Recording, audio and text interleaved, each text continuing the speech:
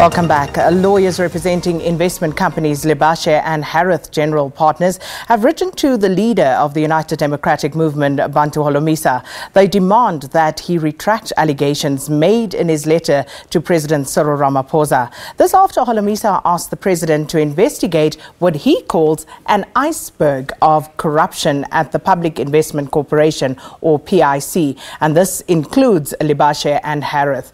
The PIC manages 2 trillion rand worth of investments on behalf of government employees' pension fund and other government funds. And to discuss this matter further and also right of reply, we're joined by Warren Wheatley, who's the Executive Director of Lebashe Investment Group, and Pule Molebeledi, who is Managing Director of New Business Development and Stakeholder Management at Harith General Partners. Gentlemen, welcome. Thanks for coming through. Hello. Morning. So I would imagine that you are familiar with the allegations that General Bantu Holomisa has put out there. But let's start by just getting acquainted with your two companies. Telling us, Lebashe and Harith, who are these companies?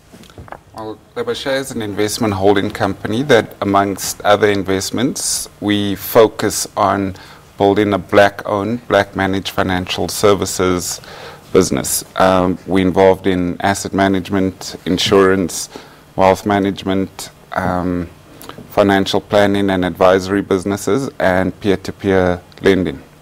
Our idea, of course, I'm sure you've heard before, is to build a black-owned bank. As for Harith? Harith was started in 2006. It's an infrastructure fund company.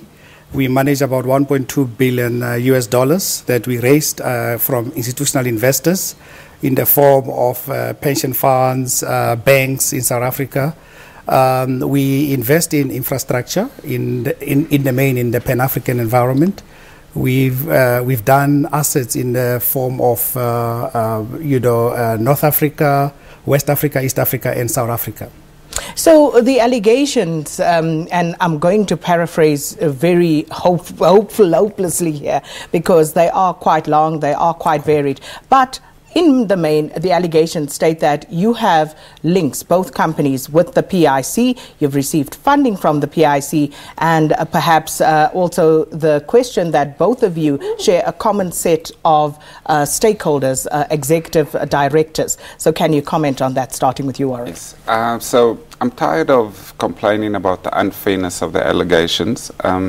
He's done it, the damage has been done, it's out there. So let's just deal with the facts. Lebashe and Harith share the same directors in Messrs. Moleketi and Mahleli. That's not uncommon in the corporate world, and we don't apologize for it. Many groups across the country have shared directorships amongst their investee companies. Secondly, yes, we do have funding from the PIC, but we also have funding from many other banking institutions. The PIC funding is less than 20% of our total liability book. Which is how much? It's in excess of 6 billion. Okay. All right. Secondly, we have had only one deal financed by the PIC, and we've done about in excess of 7 various transactions in building up our group. So only one of those have been financed by the PIC. We have two of our directors have spent time at the PIC. Jabu was the former chair, and Tsepo previously headed up the EC Buyer Fund. People keep talking about this link, but it's an unfair link to highlight. In the corporate world, independence, once someone has left the company, it's typically 5 years, and then you're considered independent of that entity. And that's a global corporate finance And is this hurdle. What had happened? Excuse me? Is that exactly how it happened? Was it a 5-year, was there a 5-year lapse between the time that your directors left the PIC before they received funding for your company from the PIC? It's actually in excess of that. Jabu was left there more than 10 years ago, and Tepo more than 12 years ago. So we have unfair standards applied to us. By any standard globally, they would be considered independent of the PIC. King 4 suggests nothing even close to that to consider somebody independent. And more importantly, we've paid back the money to the PIC profitably to them. So we are unapologetic about having funding from them. We intend asking them and knocking on their doors along with many other financial institutions. Whenever we do a deal, we will open the market. It would be folly of us to exclude the PIC simply because some general without a cause has decided to attack us for it. Well, we'll come back to that, but for Harith, Pule, your dealings with the PIC, how much funding have you received from them? Okay. Thank you very much, Sakina. I mean, as I was trying to explain earlier, we do mega infrastructure in the continent. I mean, this is your bridges, this is airports and the likes. We came on the back of the African Renaissance discussions when Nigeria and South Africa were trying to say, let's marshal domestic and international resources to build infrastructure for ourselves. That's how we basically were started, and the PIC gave us 25 million rands in 2006, which we paid back in a period of 24 months and with interest. And based on that repayments, we then proceeded to go and raise an additional 1.2 billion US dollars from other investors, and these are in the form of Standard Bank, Absa Capital, the Pension Fund of Ghana, the Pension Fund of Botswana, Liberty, Metropolitan, those type of institutions. And you can see for yourself that this is the A-suite in terms of investors in South Africa. And in terms of just an illustration of what we've done as well, we then went on to do the following assets just by illustration. We purchased Lansira International Airport. We've invested in Main One, which is an undersea cable that is linking the entire west coast right up to Portugal. We're building the biggest wind farm power station in Africa right now in Lake Turkana in Kenya, which is 310 megawatts, an 870 million euro project, which we just initiated. We built a bridge, 6.7 kilometer bridge in Abidjan, in Ivory Coast. And these projects that we've done have had a developmental impact. They've created jobs, they've contributed to economic growth, and also importantly, they have created a competitive edge. Okay, fair enough. I want to come back to the allegations because there were a list of companies that were mentioned, and I'm sure both of you are familiar with those. EOH, for example, what's your relation to EOH as both companies? From Harith, zero, except that they from time to time tender for the same opportunities, given that they're both involved in industrial technology. From a Lebashe perspective, we've submitted an expression of interest to become their Black Economic Empowerment Partner, and that deal is under construction at the moment. So you don't have a stake as we speak right now? Nothing. Nothing. Well, sorry, we own a few shares, but nothing significant. What's a few shares? Less than 10 million rands worth. And how was that financed? Through cash resources. It wasn't financed through loans from the PIC or money that was obtained from the PIC in any way? Sorry, these are just shares in a typical portfolio managed by Sanlam. So they were purchased as part of a normal asset management program by our asset managers who manage excess funds on our balance sheet. That's fair, but I'm asking a very direct question, a very specific question. Have you used PIC funds to buy shares in any company? Yes. Both companies? Yes, the answer is yes. And that's the same transaction we referred to earlier. We bought Capitec shares. We received funding from the PIC to purchase shares in Capitec Bank. And how much was that? It happened in 2 tranches, in total probably 2.5 billion. So I think, and this is where this gets interesting for an outside, looking at what's happening, the allegations made by General Holomisa and what we're hearing from the two of you right now.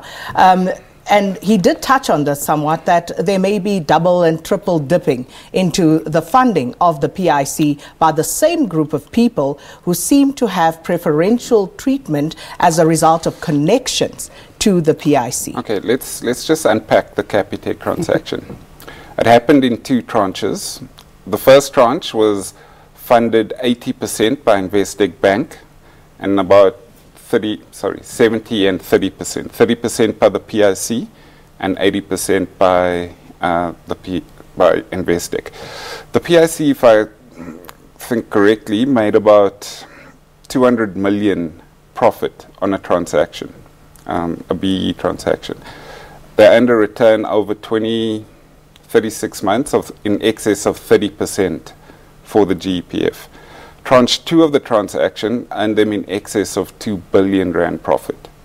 So they hardly did any favors for anybody except perhaps the GEPF pensioners and beneficiaries. When we come back, Pule, I'll give you a chance to respond as well, because I just want to look back quickly at some of what the General had to say when we spoke to him earlier in the week.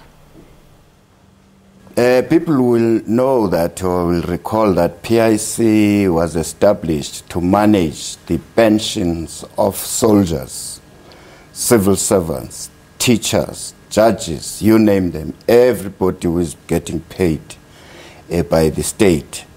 What we have seen in our research is that the PIC established under Brian Molefe established a company called Harith, and they transferred a person by the name of Tsepo Mahlwale to go and head that Harith company. PIC has got 30% in shareholding in that company.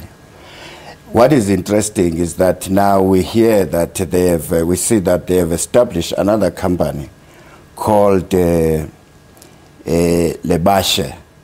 They established it in 2015. This Lebashe is also seemingly doing the same job as Harith. But what you see here is that both the former deputy minister and chairperson of PIC, Jabu Moleketi, is chairing both companies, Harith and Lebashe. And also, this gentleman, Tsepo, is also the CEO of both companies. And they have established a lot of other companies. But the bottom line is that they get the money they want anytime from PIC. Pule, a response? Thank you very much, Sakina. Here's the thing. Harith General Partners was established in 2006. These are the facts. We were given 25 million rand seed funding. That's it. And we have repaid that money. And like I said to you earlier, we have gone on to raise $1.2 billion of funds. You can times that by 13 just for impact from other institutional and respected investors.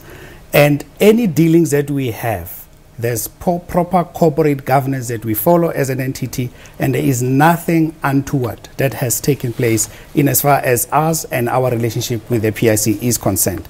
The General in this case is completely wrong. And that's why we have taken legal action, and we're considering all our options to ensure that the reputational damage that we are suffering currently is rectified.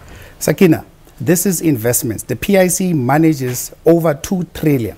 And then for people tend to just try and create an environment as if Harith has a special, side door into the PIC is completely unfair and unjust. And that is the allegation. And it is unjust. So the 30% that he mentions, yes, does the PIC own absolutely. A 30% and this is stake? Normal. This is normal in investments. These guys gave us 25 million rand seed funding. And in return for that seed funding, we gave them 30% equity. That's the point. And the PIC is benefiting out of these mega infrastructure projects, signature projects that we're building in the continent, that the PIC and the pensioners stands to benefit. There will be a real return in these assets that the PIC has invested in. There's nothing untoward completely in this thing. On the face of it, it seems like sound business practice, but some would argue that there's something unethical about certain companies and certain individuals being able to access funding preferentially from an entity that should be open to all South Africans, and others seem to get there easier than the rest. So, could you explain what you mean by favorably. I mean, that's the allegation that the general made. He said you have links, direct links. He mentioned Dan Majila. He mentioned the COO on both your companies. That's what he was talking about. Well, the point is he's done no investigation. Had he requested a copy of the term sheet or the loan agreement from the PIC, he would see that those terms are at arm's length, they're commercial, and would be not dissimilar to terms you could get from any bank in the country. So number one, they aren't favorable terms by any stretch of the imagination. Secondly, we've repaid the money at a profit to the PIC. Thirdly, he's making unbased or unresearched allegations. We still intend addressing them. We're here to answer the questions, and we've opened our books to people to come and see so that we can. We can't stand on a soapbox and argue with this guy who says whatever he wants. People who want to investigate the facts are welcome to do so. Our office is open. We've invited media. We've invited other scrutineers. So you're willing to open your books? Absolutely. And we're just running out of time, so just a few quick ones. The General Holomisa has also asked for the scope of the state of capture investigation to be extended, so as to include some of these allegations. Would you be in favor of that? Both of you, just very briefly, yes, no? Sakina, for us, it's basically an unfair situation to be involved in such a situation. We're suffering irreparable damage right now. For us to wait for 2 years or 3 years or 5 years to be subjected to this, we're saying, let people come and check our books. The books are open right now. The general has made this allegation previously on another matter related to a company, and he was wrong. So you will oppose that? We will not really oppose, but we're open. We're just saying that don't even go for such a long, tedious situation. Come today. And just finally, have you actually taken legal action against General Holomisa as you have threatened? Absolutely. And to what extent? What have you done? Let's just say he'll be tied up in court next week. So not going to tell us more in terms of what you are actually going after him for? My lawyers have cautioned me to, I'm dying to tell you, but I've been cautioned not to. Criminal injury? There's a range of issues that we'll be taking him to task on. Well, we're going to have to leave it there. Thank you so much to the two gentlemen coming in, responding to an interview earlier in the week that spoke to General Bantu Holomisa, making very serious allegations of perhaps mismanagement and people propping themselves up through funds from the PIC. And that's where we're going to have to leave this one.